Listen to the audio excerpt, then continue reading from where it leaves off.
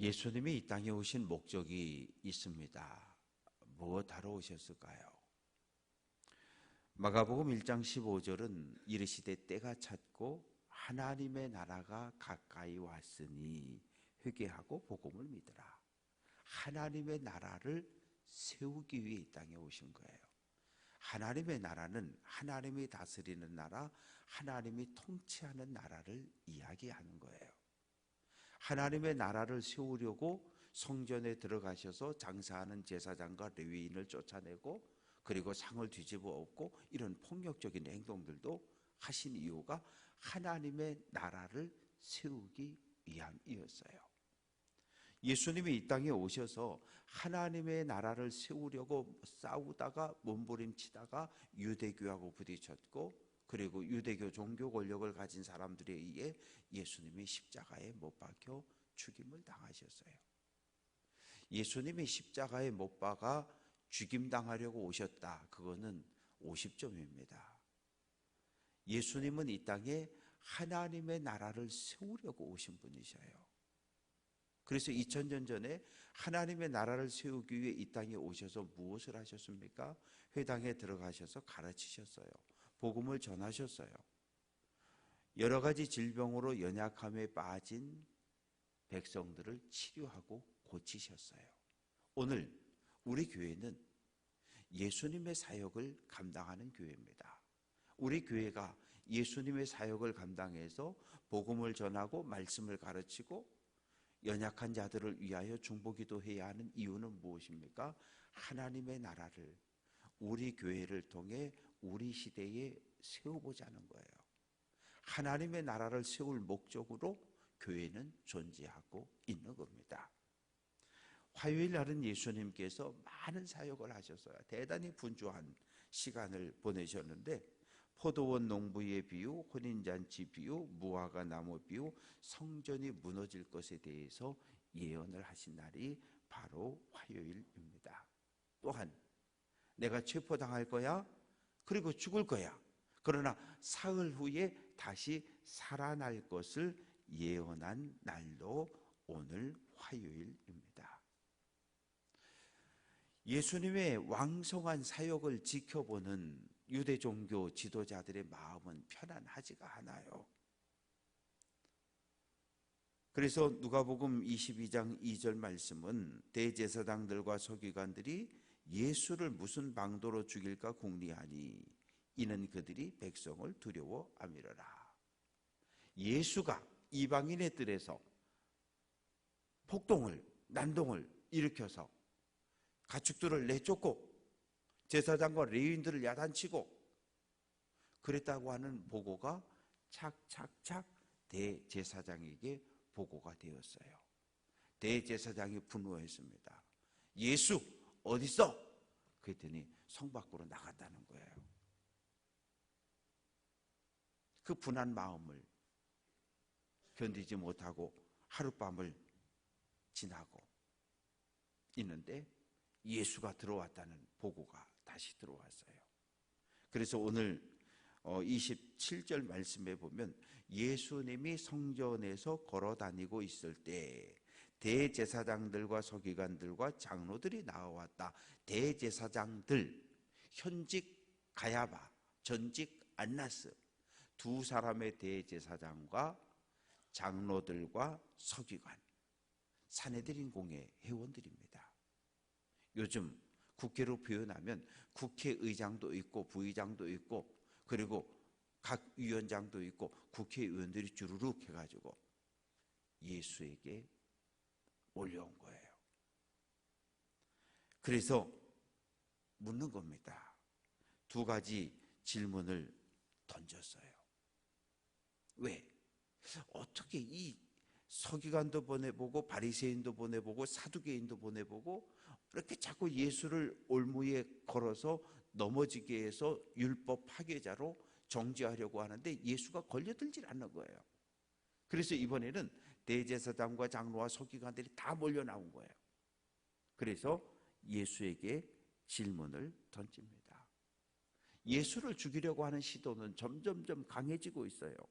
마가복음 3장 6절 바리새인들이 나가서 곧 헤롯 왕과 함께 어떻게 하여 예수를 죽일까 의논했다. 바리새인들이 회당에서 왜? 한쪽 손 마른 사람을 안식일에 치유해 줬거든요. 마가복음 11장 18절 대제사장들과 서기관들이 듣고 예수를 어떻게 죽일까? 이방인의 뜰에서 예수가 했던 그 행동을 보고받고 대제사장들과 서기관들이 예수를 죽일 계획을 짜고, 오늘은 구체적으로 다 같이 몰려 나와서 예수를 말의 올무에 넘어지게 만들려고 합니다. 질문은 28절 무슨 권위로 이런 일을 하느냐? 누가 일어날 권위를 주었느냐? 두 개의 질문입니다. 예수님에게 너 제사장 가문이냐?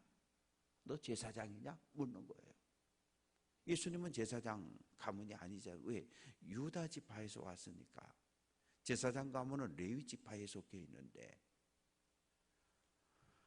제사장 가문도 아니고 레위 지파도 아니고, 그러면 너는 라비아 어느 학교 출신이냐?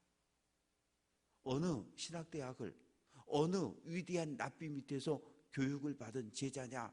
어느 랍비가 너를 제자로 선택해서 공부를 가르쳤느냐? 지금 예수에게 묻고 있는 거예요.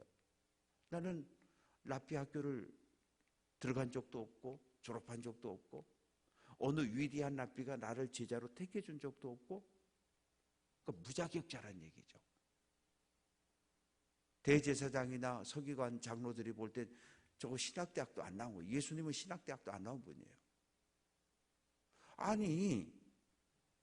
아니 당신은 도대체 신학대학도 안 나왔고, 아니 당신이 도대체 제사장 가문도 아니고 아버지가 할아버지가 목사도 아니고, 당신은 도대체 무슨 자격을 가지고 성전에 들어와서 제사장과 레위인들이 하는 일들을, 유대교 종교 지도자들이 허락한 일을 당신이 반대하느냐? 책망을 하는 겁니다. 거기다가 예수님 어디 출신입니까? 갈릴리 나사렛 출신이에요. 나사렛의 인구가 너무 작았기 때문에 구약 시대에는 단 한 번도 나사렛이란 지명 자체가 나오지 않아요. 적어도 지명이 기록되었다는 것은 그 지역에 2,000명 이상 살았던 마을이 있다는 이야기인데, 구약 전체에 나사렛이란 이름 자체가 없어요. 그 얘기는 뭐냐 하면 예수님이 살았던 나사렛은 갈릴리에서도 아주 깡촌, 산골 작은 마을이었던 거예요. 그래서 학자들은 추측하기를 예수님이 살았던 어린 시절 보냈던 갈릴리 나사렛이라고 하는 산골은 200명을 넘지 않았을 거다, 그런 추측들을 해내고 있습니다.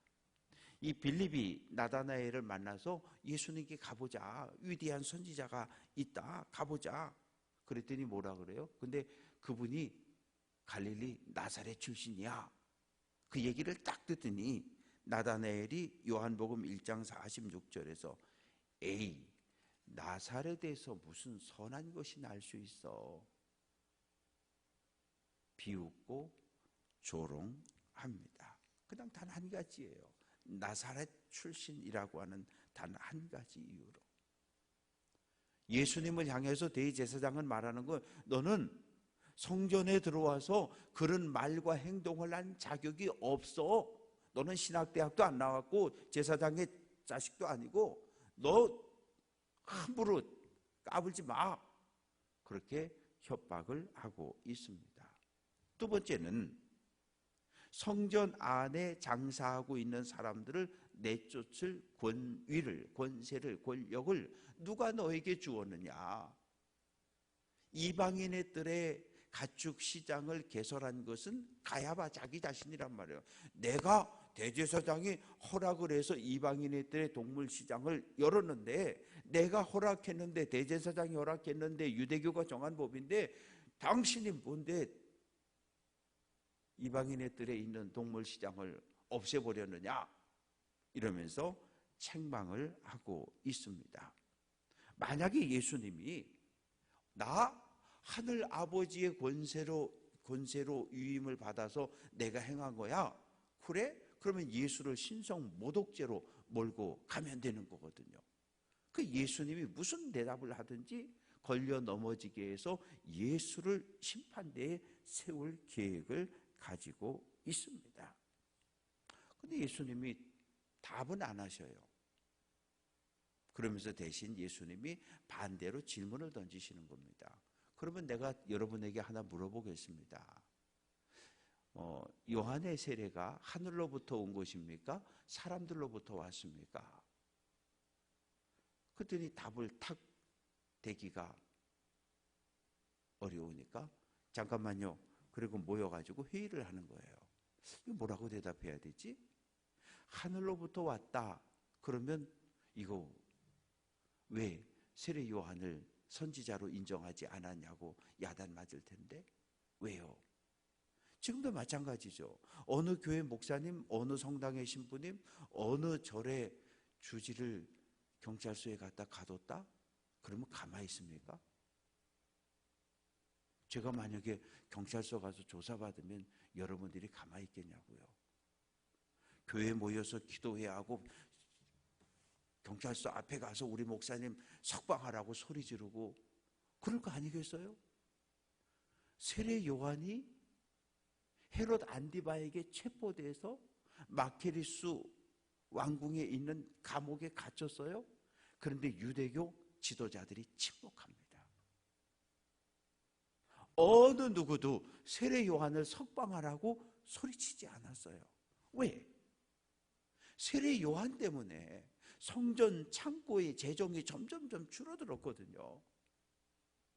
제사함을 받으려면 소를 끌고 양을 끌고 비둘기를 데리고 와서 제물을 드리고 제사함을 제사장이 선언하고 그리고 집으로 돌아가야 하는데 중간에 요단강에서 세례 요한이 오는 모든 백성들을 그곳으로 불러 모으고 자기 죄를 고백하고 회개하면 물로 세례를 줬단 말이에요. 그런데 세례 요한 앞에 갈 땐 양 안 가져가도 되고 소 안 가져가도 되고 비둘기 안 가져가도 되고 그래서 예루살렘 성전에 쌓여야 할 재정이 점점 줄어서 어려움을 겪었거든요. 그래서 유대교가 대제사장의 장로와 서기관들이 세례 요한이 감옥에 갇혔다 그랬을 때 만세한 거예요. 헤롯 안디바가 세례 요한을 참소했다 소식을 들었을 때도 그냥 입을 함부로 놀려서 그래. 왜요? 헤롯 안디바가 자기 아내와 강제 이혼해서 친정으로 내쫓고 그리고 로마에서 만난 동생 헤롯 빌립의 아내 헤로디아와 결혼을 했거든요. 그러면 유대교 종교 지도자들이 볼 때 이건 법을 위반한 거잖아요. 왜? 아내를 강제로 아무 잘못 없는 아내를 내쫓았으니까. 그리고 동생의 아내를 재혼했으니까. 동생의 아내이면서 헤롯 안디바에게는 족한 거예요. 삼촌이 조카와 결혼을 한 거예요. 그러면 도덕적, 윤리적, 율법적 뭘로 봐도 이건 죄가 맞는데 유대교 종교 지도자들이 침묵해버린 거예요. 왜? 헤롯 안디바는 성격이 못됐거든요. 뭐라고 한마디 하면 가도 두들겨 패. 그럴 것 같으니까 침묵했단 말이에요. 불의에 대해서 침묵하고 있을 때 세례 요한이 헤롯 안디바를 향하여 왕이여 그러는 거 아닙니다. 어떻게 조카와 어떻게 동생의 아내를 빼앗아 재혼할 수 있느냐고 외쳤거든요. 그래서 세례 요한이 감옥에 갇혔고 참수형을 당하게 되었는데 침묵한 거예요. 선지자의 죽음에 대해서 침묵했어요. 그러니 이제 와서 세례 요한에게 세례 준 것이 하늘로부터 권위를 받아서 세례를 주었다? 말 못해요. 그러면 세례 요한이 선지자가 아니다? 그것도 말 못해요. 왜? 지금 백성들이 구름대처럼 몰려들어서 예수와 사내들인 공회 회원들의 논쟁을 지켜보고 있거든요. 그런데 백성들은 세례 요한을 선지자로 믿고 있어요. 에이, 세례 요한은 선지자 아니에요. 그거 가짜예요. 이렇게 이야기하는 순간 백성들이 폭동을 일으키고 돌을 들어 집어 던질 게 뻔하기 때문에 뭐라고 말을 못하는 거예요. 예수님을 말로 걸려 넘어지게 하려고 예수님께 왔다가 도리어 예수님의 질문을 듣고 난처해진 거예요. 그래서 입을 꾹 닫아버립니다. 뭐라고 이야기합니까? 33절, 우리가 알지 못하노라. 모르는 게 아니라 알지만 대답을 할 수 없는 거예요. 왜? 대답을 하면 자기들의 죄가 드러나기 때문입니다. 그러자 예수님이, 그래? 너희가 아무 말 안 하면 나도 얘기 안 할래. 왜요? 예수님의 권위는 하늘 아버지께로부터 위임받은 권위예요. 왜? 예수님은 사람 몸을 입고 이 땅에 오신 하나님이시기 때문에 예수님의 말씀은 곧 하나님의 말씀이고 예수님이 행한 모든 행동은 곧 하나님의 권위를 가지고 했던 행동들이기 때문에, 다만 대제사장과 장로들과 서기관들은 예수님을 메시아로 하나님의 아들로 인정하지 않는 거예요. 요한복음 1장 12절, 자기 땅에 오매 자기 백성이 영접하지 않았다. 예수님께서 사람 몸을 이 땅에 입고 메시아로 오셨는데 정작 유대인들은 거부한 거예요. 배척한 거예요. 그리고 십자가에 못 박아 죽인 거예요. 사랑하는 성도 여러분, 예수님이 대제사장에게 받았던 이 동일한 질문을 나중에 제자들이 받습니다. 베드로와 요한이 복음을 전하다 체포됐어요. 그리고 산헤드린 공회에 끌려갔습니다. 대제사장이 묻습니다. 베드로, 내가 무슨 권세와 누구의 이름으로 이 일을, 복음을 전하고 있느냐? 그때 베드로는 담대하게 이야기합니다. 우리는 예수 부활의 증인입니다. 대제사장이 다시 묻습니다. 야 베드로, 너 지난번에 빌라도의 법정 마당에서 나 예수 모른다고 너 저주하며 예수와의 관계를 부인하지 않았어? 너 오늘 내가 특별히 그냥 야단치고 훈방해서 풀어줄 테니까 너 지금부터 나가면 예수의 이름을 말하지도 말고 예수의 이름을 전하지도 말고 조용히 살아. 아니, 싫다고. 나는 예수와 관계 있는 자가 맞고 예수의 제자로 예수 부활의 증인으로 살겠다고 담대하게 대답을 했어요. 사랑하는 성도 여러분, 이제 우리도 이 질문에 대답을 해야 돼요. 무슨 권위로, 무슨 권세로 예수를, 복음을 전하느냐라고 하는 이 질문에 우리도 대답을 해야 합니다. 우리 교회가 세워진 목적, 예수님이 세우려고 하셨던 하나님의 나라, 그 하나님의 나라를 오늘 우리 시대에 우리 교회를 통해, 우리 가정을 통해 세워나갈 수 있는 귀한 성도들 될 수 있기를 주님의 이름으로 축원합니다. 말씀을 가르치고 복음을 전하고 중보기도 하고, 그래서 교회를 하나님이 통치하는 천국의 모델로 세워서 고통당하고 절망과 좌절과 낙심 속에 있는 많은 이웃들을 주님의 품으로 인도해낼 수 있는 귀한 성도들 될 수 있기를 주님의 이름으로 축원합니다.